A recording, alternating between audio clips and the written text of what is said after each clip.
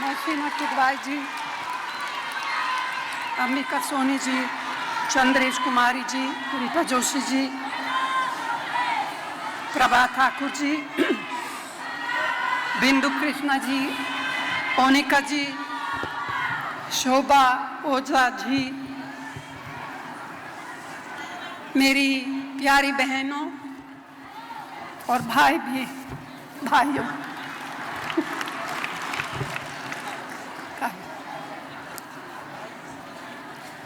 अभी मेरी कुछ बहनों ने राजीव जी की प्रेरणा से जो मंजिल हासिल की है उस बारे में अपने अनुभवों को हम सबको सामने रखा है और हम सभी को प्रेरित किया है।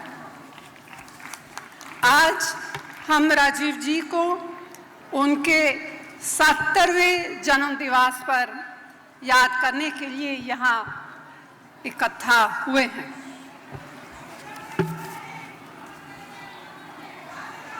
क्या राजीव जी नई पीढ़ी, नए भारत, नई शताब्दी और भारत के नए इतिहास के नेता थे। युवाओं की क्षमता और योग्यता को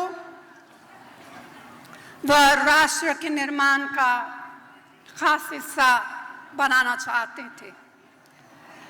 आज वे भले ही हमारे बीच नहीं है, लेकिन उनके आदर्श और जिन मूल्यों के लिए उन्होंने अपने प्राण न्योछावर किए, वे हमें हमेशा प्रेरणा देते रहेंगे।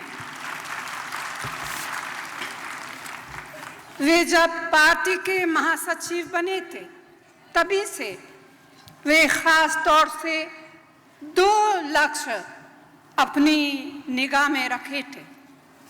देश को 21वीं सदी में ले जाने की ठोस बुनियाद तैयार करना और महिलाओं का सशक्तिकरण करना। वे हमेशा कहा करते थे कि अपनी आधी आबादी की अनदेखी करके कोई देश आगे नहीं बढ़ सकता। इसलिए जब प्राइम मिनिस्टर बने, उन्होंने 1988 में महिलाओं के लिए नेशनल पर्सपेक्टिव प्लान की शुरुआत की। महिलाओं को संपत्ति में अधिकार दिलाने का विचार भी उन्हीं का था और राष्ट्रीय महिला आयोग का गठन भी उन्हीं की दृष्टि का नतीजा है। राष्ट्रीय शिक्षा नीति बना करके राजीव जी ने सबसे पहले लड़कियों को अधिकार संपन्न बनाया।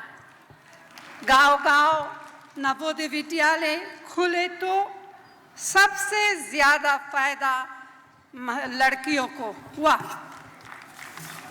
आज यहाँ बैठी हमारी एक एक बहन हम सब कांग्रेस की महान विरासत की हिस्सा है और मुझे इस बात पर गर्व है कि हमारे सभी महान नेताओं ने महिलाओं के सशक्तिकरण के लिए कोई कसर बाकी नहीं रखी, खूब संघर्ष किया। पंचायत राज संस्थाओं में लाखों महिलाओं को आरक्षण की वजह से उन्हें नेतृत्व करने और अपनी आवाज बुलंद करने का अवसर मिला। यह सब राजीव जी के संघर्ष का परिणाम है। वह चाहते थे, जैसे कि आप सब जानते हैं, कि संसद और विधानसभाओं में भी महिलाओं को 33% आरक्षण मिले। उनके जाने के बाद इसके बारे में किसी ने कुछ कभी बात नहीं की, लेकिन हमारी कांग्रेस यूपीए सरकार ने इसका मुद्दा उठाया तमाम कठिनाइयों का सामना करते हुए राज्यसभा में महिला आरक्षण बिल को पास भी किया। दुर्भाग्य से कुछ राजनीतिक दलों के कारण लोकसभा में वह पास नहीं हो पाया, लेकिन आज जैसे कि हमारे यहाँ शोभा जी और हमारी बहनों ने कहा, आज हम विपक्ष में हैं, लेकिन कांग्रेस महिला आरक्षण के अपने संकल्प से पीछे नहीं हटेगी और इस एनडीए सरकार पर पूरा दबाव बनाएंगे कि वह जल्दी से जल्दी ही इस विधेयक को पारित करे।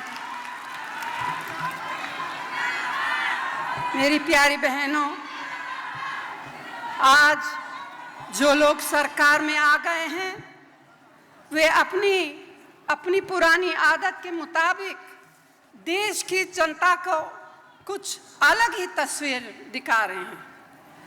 जो योजनाएं कांग्रेस की यूपीए सरकार ने लागू किया था, ये लोग उन्हीं की फिर से घोषणा कर रहे हैं। आप ही मुझे बताइए कि क्या गांव-गांव में निर्मल भारत अभियान की शुरुआत किसने किया? आप बताइए। हमने ही किया। महात्मा गांधी नरेगा के तहत शौचालय बनाने की योजना किसने शुरू की? पिता की विरासत में महिलाओं को बराबर की हिस्सेदारी किसने दी? उन्हें घरेलू हिंसा से बचाने के लिए सख्त कानून किसने बनाया? लाखों महिलाओं को आर्थिक रूप से अपने पैरों पर खड़ा करने के लिए सेल्फ हेल्प ग्रुप्स को बढ़ावा किसने दिया? स्वरोजगार के लिए कम ब्याज पर कर्ज देने की व्यवस्था किसने शुरू किया? 4,80,000 महिलाओं को आशा योजना में नियुक्ति किसने किया? यह सब काम कांग्रेस की यूपीए सरकार ने किया है। हमने बच्चों के जन्म के समय माताओं को अस्पतालों में सभी सुविधाएं और दवाइयां पूरी तरह मुफ्त देने की योजना लागू की। बुजुर्गों और महिलाओं के लिए पेंशन की व्यवस्था कांग्रेस की हमारी यूपीए सरकार ने ही शुरू की। यही नहीं, हमने ही इंडिपेंडेंस के बाद, आजादी के बाद पहली बार महिला राष्ट्रपति और लोकसभा अध्यक्ष बनाया।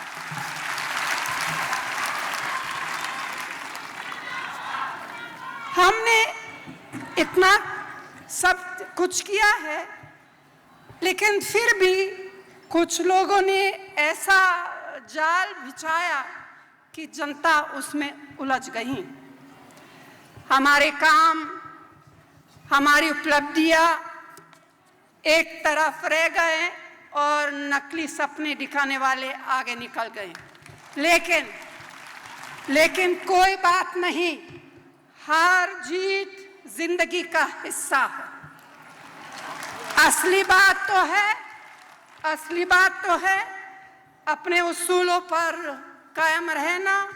और मैं सिर ऊंचा करके कह सकती हूं अब सबके साथ कि कांग्रेस ने चुनावी सियासत में फायदा उठाने के लिए कभी अपने मूल्य और सिद्धांतों की कुर्बानी नहीं दी। मैं महिला कांग्रेस की अपनी सभी बहनों से इतना ही कहना चाहती हूं कि आप अपनी सामाजिक जिम्मेदारियों को सेवा भाव से निभाना शुरू करें। उनके लिए बनाई गई तमाम योजनाओं, तमाम कार्यक्रमों और कानूनों की सुविधाएं दिलाने में हाथ बंटाएं। गांव-गांव जाएं, जहां-जहां कहीं महिलाओं से अन्याय और शोषण होता देखें, वहां थाने और कचहरी तक जाकर उन्हें न्याय दिलाने में सहायता करें। भ्रूण हत्या, दहेज, महिलाओं पर घरेलू हिंसा और बलात्कार जैसे जुल्मों से हमारा सिर शर्म से झुक जाता है। हमें इन अपराधों के खिलाफ अपनी आवाज और जोरदार तरीके से उठानी है। हमें एक दूसरे की आवाज बनना है, एक दूसरे की ताकत बनना है और कांग्रेस को मजबूत करना है। मुझे पूरी उम्मीद है कि आप इस सम्मेलन के बाद यही इरादा और संकल्प लेकर जाएगी कि कांग्रेस की आन बान शान फिर वापस लाने के लिए हमें कोई कसर बाकी नहीं रखनी है।